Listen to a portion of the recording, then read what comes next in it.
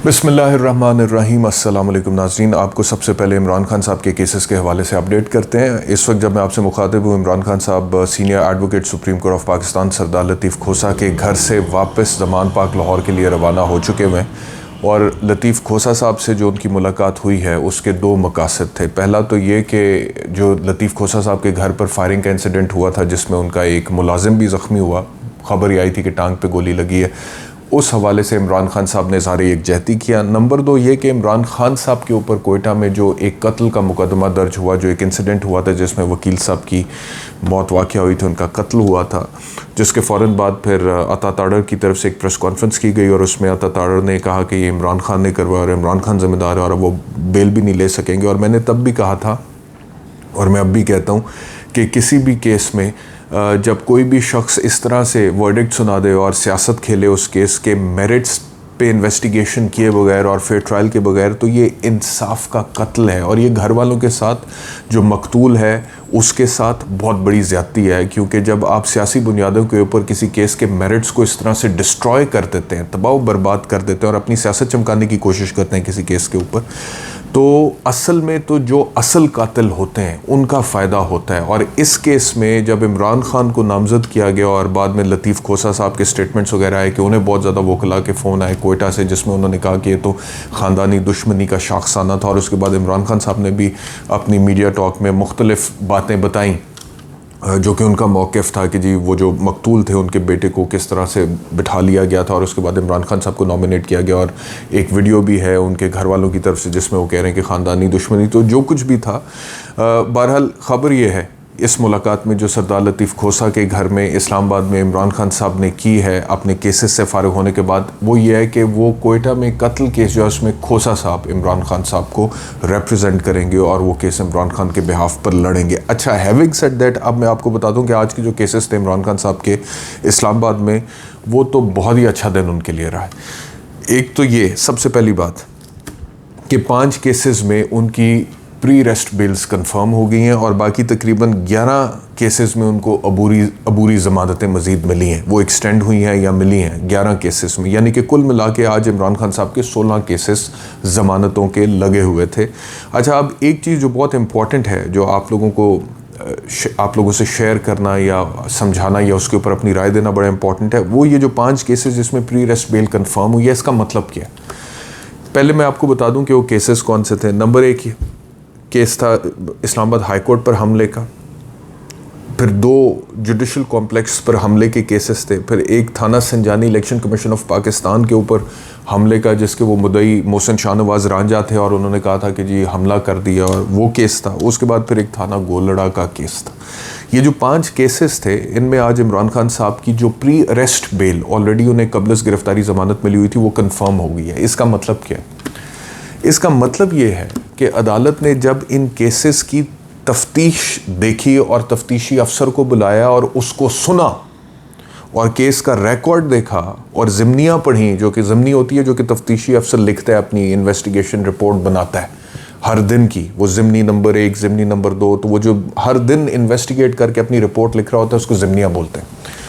तो जब अदालत ने वो तफ्तीश देखी, रिकॉर्ड देखा, तफ्तीशी अफसर को सुना, वकला को सुना, इमरान खान के वकला को सुना, दूसरी पार्टी जो प्रोसिक्यूशन सरकारी वकील होता है इस्तगासा, उसको सुना, तो उसके बाद अदालत इस नतीजे पर पहुंची कि इन केसेस में इमरान खान के ख़िलाफ़ उस तरह से सब्सटेंस नहीं है। अब मैं आपको बताता हूँ कि जो प्री अरेस्ट बेल होती है ना, उसकी जो सबसे बड़ी ग्राउंड होती है वो मेलाफाइडी होती है, सबसे बड़ी ग्राउंड। अगर किसी केस में अदालत को मेलाफाइडी का आंसर ना नज़र आए, अभी ये केसेस के ऑर्डर्स आएंगे तो मैं वो ऑर्डर्स पढ़ के मज़ीद डिटेल में आपके सामने, लेकिन क्योंकि आज अभी ऑर्डर्स इशू तो नहीं हुए हैं, मैं सिर्फ अपने तजर्बे से तज्जिया कर रहा हूँ इसके ऊपर।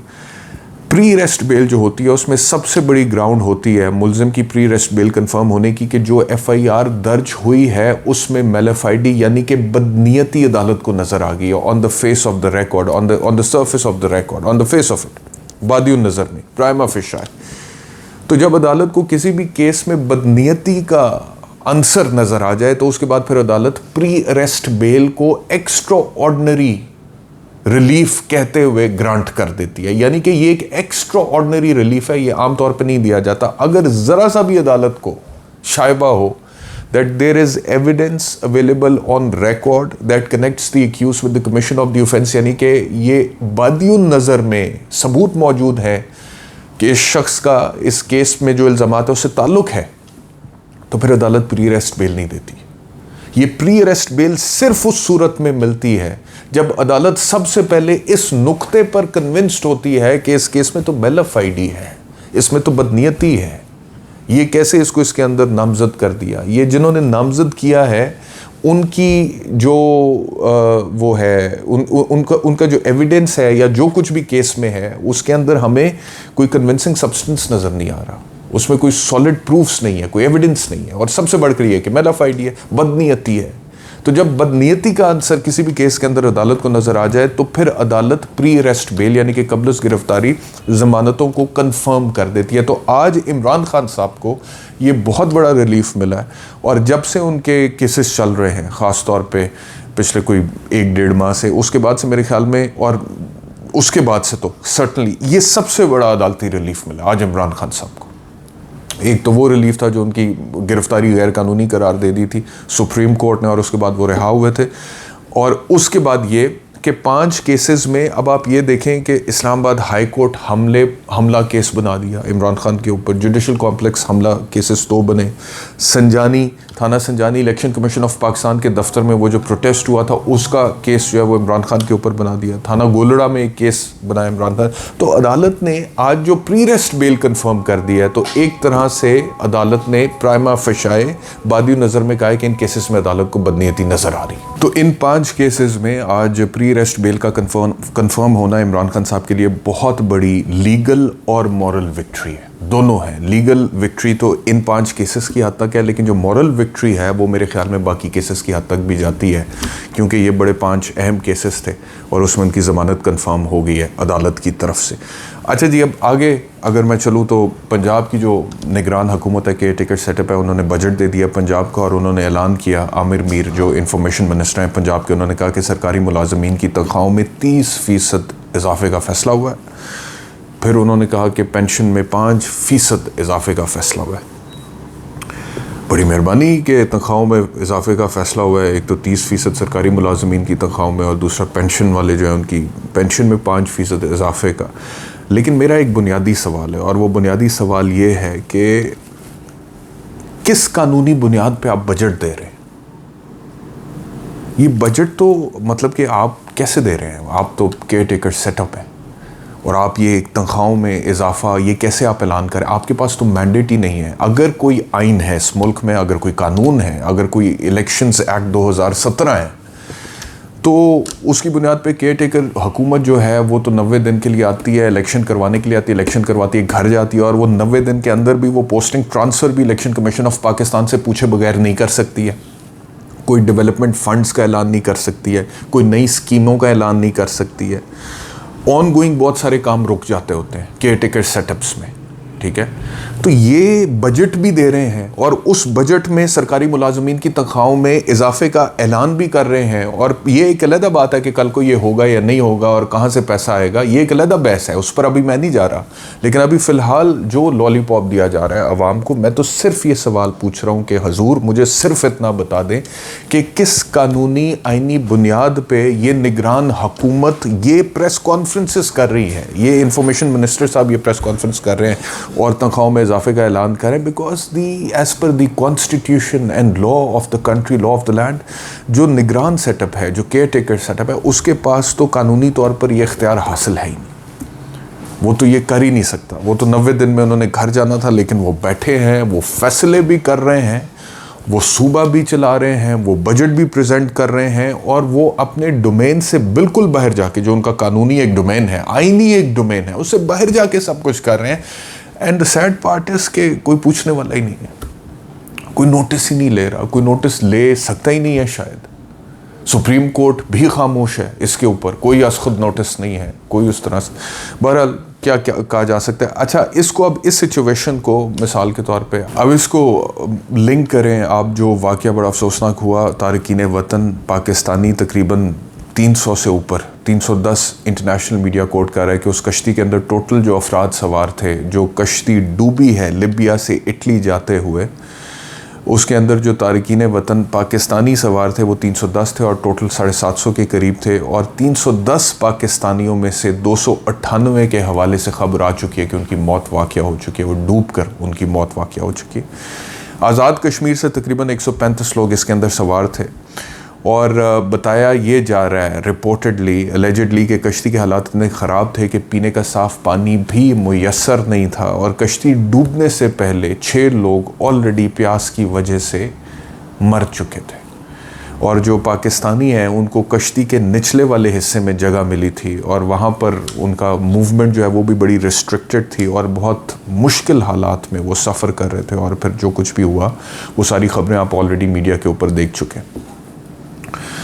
तो मैं सिर्फ ये सोच रहा हूँ कि अब बहुत सारे लोगों को मैंने देखा मेन स्ट्रीम मीडिया पे भी ये बात करते हुए कि जी देखें ये कब गैर कानूनी प्रैक्टिसेस ख़त्म होंगी। ठीक है, बिल्कुल कानून की जो खिलाफ वर्जी हो रही है उसको रुकना चाहिए, गैर कानूनी प्रैक्टिसेस को भी डिस्करेज करना चाहिए, लोगों को इस तरह से बाहर भी नहीं जाना चाहिए। But the fundamental question in this country right now is कि आखिर वो कौन से ऐसे हालात हैं जिसकी बुनियाद पे लोग इस हद तक मजबूर हो जाते हैं कि वो अपनी जानों का रिस्क लेने के लिए तैयार होते हैं और वो कहते हैं कि हम स्मगल होके बेशक किसी दूसरे मुल्क चले जाएंगे। आखिरकार मुल्क तो अपना है ना। कौन से ऐसे हालात हैं कि जिसमें वो इस हद तक ज़हनी तौर पर मफलूज और मजबूर हो जाते हैं कि वो कहते हैं कि जैसे भी हो ज़िंदगी का रिस्क ही क्यों ना लेना पड़े, यहाँ से बाहर निकलना है किसी तरीके से। और बहुत सारे लोग मौत के मुंह में चले जाते हैं। ये सवाल है। अब इस सवाल का जवाब हमारी मईशत की जो सूरत हाल है उसके अंदर छुपा हुआ है। उसके अंदर आपको इसका जवाब मिलेगा कि लोग क्यों इतने फ्रस्ट्रेटेड है। वो एक किताब है ना वाई नेशंस फेल, उसके अंदर वो राइटर ये लिखता है कि अमेरिका और मेक्सिको बिल्कुल मतलब कि इस ज़मीन पर ज़मीन का तकरीबन एक ही टुकड़ा है और जिसके ऊपर एक बाउंड्री है, बॉर्डर है, ठीक है।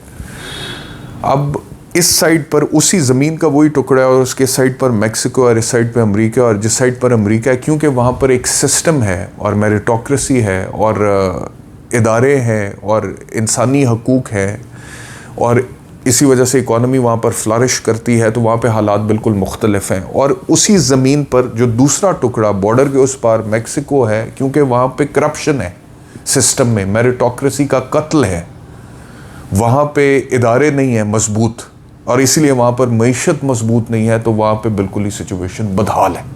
अच्छा, अब वहाँ पे आप देखें, कभी आपने ख़बर सुनी हो कि उस बॉर्डर को कुछ अमेरिकन्स ने गैर कानूनी तरीके से क्रॉस करने की कोशिश की मैक्सिको में घुसने के लिए? नहीं। खबर आपको ये मिलेगी कि मैक्सिको से कुछ मैक्सिकन्स ने गैर कानूनी तरीके से उस बॉर्डर को क्रॉस करने की कोशिश की और वो डोनाल्ड ट्रंप जब सदर था वो इसीलिए बाड़ बनाने की बात करता था वहाँ पे। तो ये जितने भी लोग हमें ये मंजन बेच रहे हैं या हमारी हुकूमत आज यौम सोग भी मना रही है, ये यौम सोग मनाने से पहले कोई जिम्मेदारी है ना करने वाली कि ये हालात यहाँ तक ना पहुँचे कि यौम सोग मनाना पड़े और टेलीविज़न चैनल्स के जो लोगोज़ हैं उनको भी स्याह करना पड़ जाए फिर यौम सोग की वजह से। वो ज़िम्मेदारी ये है कि यू हैव टू इंश्योर कि इस मुल्क में इसकी जो जोग्राफियाई हदूद है उसके अंदर सबसे पहले तो ये कि आइन और कानून का इतलाक़ हो, एक सिस्टम हो जो कि मेरिट पर चलता हो, जिसमें ट्रांसपेरेंसी हो और जिसके अंदर करप्शन को बर्दाश्त ना किया जाता हो, और फिर उस सिस्टम के ज़रिए से इकॉनमी को बेहतर किया जाए। अगर तो ये चीज़ हो सकती है, ठीक है, जो कि होनी चाहिए, तो फिर यौम सोग मनाने की इस तरह के वाक़यात में ज़रूरत नहीं पेश आएगी। लेकिन मैं ये देख रहा हूँ कि आर्ग्यूमेंट ये हो रहा है कि ये लोग देखें गैर कानूनी, ठीक है, बिल्कुल सही है, वो गैर कानूनी गए हैं, उस चीज़ को डिस्करेज करना चाहिए। और जो गैर कानूनी प्रैक्टिसेस में इन्वॉल्व लोग हैं, जो स्मगल करते हैं, ह्यूमन ट्रैफिकिंग करते हैं, जो एजेंट्स वगैरह, उनको पकड़ के उनको भी जेलों में डालें और उनके ऊपर तो 100% बड़ी सख्त कार्रवाई होनी चाहिए। इन बेचारों के ऊपर क्या हो सकते हैं, तो वैसे ही अपनी जानें खो बैठे हैं, तो वो ज़रूर होना चाहिए। But at the same time that is not the root cause of the problem. जब तक इस मुल्क में मेरिटोक्रेसी का कत्ल होता रहेगा, करप्शन होगी, मईशत बदहाल होगी, आपको ऐसे लोग पैदा होते रहेंगे इस मुल्क में। जो जानों का रिस्क लेने के लिए तैयार होंगे। आप उनको डिस्करेज करें, ज़रूर करें, मैं भी करता हूँ, लेकिन उसके बावजूद जो रूट कॉज है वो ये है कि मुल्क के अंदर आप एक सेंस ऑफ सिक्योरिटी दें, sense of security, fundamental rights दें, बुनियादी हकूक दें, चीज़ों को बेहतर करें, लॉ एंड ऑर्डर सिचुएशन दें, इलेक्शन दें इस मुल्क के अवाम को। अभी तो सिचुएशन ये है कि लोग इतने फ्रस्ट्रेटेड, डेस्परेट हैं कि वो ये सोचते हैं कि यहाँ पे तो बहुत सारे लोगों ने सोचा कि जी कोई सिस्टम ही नहीं है इस मुल्क में, कोई आइन का, कानून का इतलाक ही नहीं है। तो अगर ये हालात होंगे तो उन हालात में वो फिर बहुत डेस्परेट होके और फ्रस्ट्रेट होके एक्सट्रीम मेजर्स ले जाते हैं। तो उनको उन हालात को तब्दील करना is the solution to, is the permanent solution to this problem. ठीक है, ये अपनी जगह पर है कि आप FIA के थ्रू अब जो भी आपने करना है, कोई FIA अच्छा काम भी करे, अच्छी बात है, ढंग का काम भी करे मेरिट्स पे, अच्छी बात है। ये ह्यूमन ट्रैफिकर्स और स्मगलर्स जो है इनको पकड़े, अरेस्ट करे, ठीक है, वो तो करे, लेकिन अब वो करना किसने है, सवाल ये पैदा होता है। जो मैं बात कर रहा हूँ कि रूट कॉज जो है हालात को बेहतर कर, वो निगरान सेटअप तो नहीं कर सकता, वो केयर टेकर सेटअप्स तो नहीं कर सकते, ठीक है, वो इलेक्शंस को डिले करके भी नहीं किया जा सकता, वो सुप्रीम कोर्ट भी नहीं कर सकता, वो कोई और इदारा भी नहीं कर सकता, वो आपका पार्लियामेंट करता है, आपकी हुकूमत वक्त करती है। और मौजूदा हुकूमत जो है वो तकरीबन अपनी मुद्दत पूरी कर चुकी है इस पार्लियामेंट के अंदर, और उनकी जो परफॉर्मेंस है वो भी आपके सामने है। तो अब यही है कि जी इलेक्शंस हो, नए मैंडेट के साथ फ्री, फेयर, ट्रांसपेरेंट इलेक्शन के ज़रिए एक नई हुकूमत आए और वो फिर मसाइल को हल करे, ताकि इस तरह के वाक़यात ना हो। अदरवाइज़ आप देखें, इससे पहले 28 फरवरी को वाक़या हुआ था शाहिदा रज़ा वाला। विमेन हॉकी टीम पाकिस्तान की कैप्टन थी शाहिदा रज़ा। 28 फरवरी 2023 को इटली की समंदरी हदूद में इसी तरह ह्यूमन ट्रैफिकिंग के थ्रू जारी थी, और वहाँ पे कश्ती डूबी और उस बच्ची की मौत वाक़ हो गई, और उसका छोटा बच्चा एक 5-6-7 साल का यहाँ पे पाकिस्तान में था। आप सोचें उस माँ की फीलिंग्स, उसके जज्बात सोचें कि वो किस हद तक फ्रस्ट्रेटेड होगी, क्या साइकोलॉजिकल स्टेट ऑफ माइंड में होगी वो औरत कि उसने अपना बच्चा इधर छोड़ा और वो चली गई, इस तरीके से चली गई, जान का रिस्क लेके चली गई। इसी तरह की कैफियत इन लोगों। तो ये 28 फरवरी को एक वाक़ये में मैंने अपने शो में भी बोला था, और अभी 8 जून, few months down the line, एक और वाक़या और बहुत बड़े पैमाने पर, उसमें 40 पाकिस्तानी डूब के उनकी मौत वाक़या हुई थी। इसमें 298 पाकिस्तानियों की, तकरीबन 300 लोगों की मौत की खबर आ चुकी है। तो इन हालात को बदलना ज़रूरी है, और उसके लिए सिस्टम में शफाफियत लाना, मेरिटोक्रेसी लाना, आइन का, कानून का इतलाक़ करना, और कम से कम इस अवाम को एक इलेक्शन देना ज़रूरी है। बहुत शुक्रिया वीलॉग देखने के लिए, अपना ख्याल रखिए। अल्लाह हाफ़िज़।